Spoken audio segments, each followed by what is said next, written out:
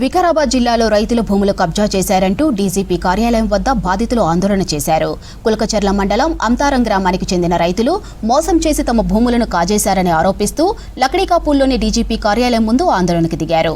Mortgage పేరుతో భూ కబ్జాదారులు తమను మోసం చేశారని ఆరోపించారు.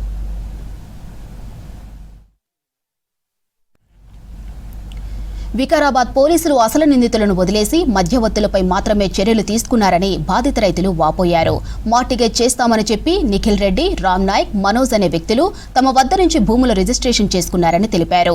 మార్టిగేజ్ రూపంలో డబ్బులు ఇస్తామని చెప్పి చివరకు చెల్లని చెక్కులు ఇచ్చి సేల్ డీడ్ రిజిస్ట్రేషన్ చేయించుకున్నారని ఆరోపించారు. ఈ విషయంపై ఫిర్యాదు చేసినా నిందితులపై చర్యలు తీసుకోలేదని వాపోయారు. అక్రమంగా తమ భూములను రిజిస్ట్రేషన్ చేసుకున్న వారిపై కఠిన చర్యలు తీసుకుని భూములను తిరిగి తమ పేరుపై రిజిస్ట్రేషన్ చేయించాలని రైతులు డిమాండ్ చేశారు.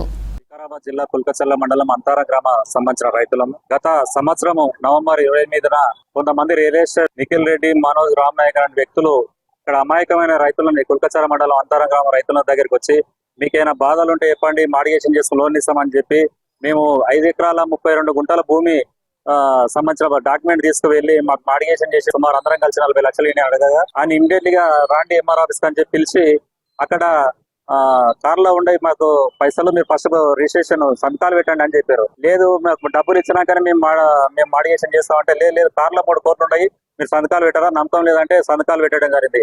సంతకాలు పెట్టి అక్కడ వెళ్ళాగానే అక్కడ చెల్లని చెక్కులు ఇచ్చారు. డబ్బులు మర్చిపోయి చెల్లని బోగస్ చెక్కులు ఇచ్చి అక్కడికి వెళ్ళిపోయారు. మేము అక్కడ స్థానికంగా ఎస్ఐ రమేష్ గారికి కంప్లైంట్ ఇవ్వడం జరిగింది. మార్టిగేషన్ పేరుతోటి అప్పుల పేరుతోటి సేల్ చేసి వేరే ఏదైతే ముఠా ఉన్నదో వీళ్ళు ఎవరైతే బిజీ ఉంటారో ఈ అమాయకమైన రైతులను టార్గెట్ చేయాలి, విదేశాలు ఉన్న బిజీ ఉన్న ఎన్ఆర్ఐలకు అమ్మడం.